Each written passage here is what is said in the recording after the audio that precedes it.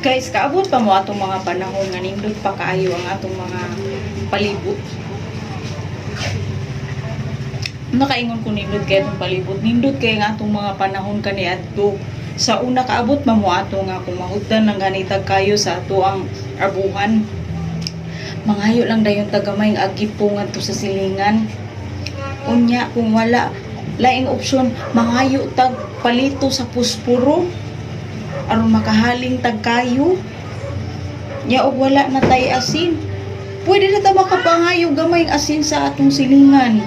Nya kung dunay mga okasyon, matik na dayon magtinabangay ang matag silingan. Unya kung nay lawon nga balay, hala, ang tanan magtinabangay.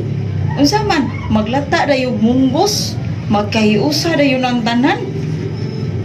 Nya og naay mga luto-luto, unsay mga gamay lang nga luto, maghinatagay.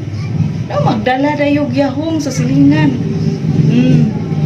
Nya og naay mga TV ang inyong silingan, open kayo ang door para makakita lang kag salida ngadto manghapa mang yaka dayon mo sa hawanan kauban ang imong mga higala. Unya magtag-an dayon sa mga patalastas.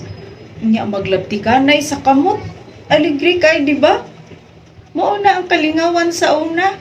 Nga kung magdula-dula pata sa gawas ngadto magdinakpanay dakop-dakop, syatong unsa pa na da Chinese garter, saka-saka sa kahoy ug uban pa nga daghan kayo nga mga kalingawan sa una. Karon cellphone na ang kalingawan.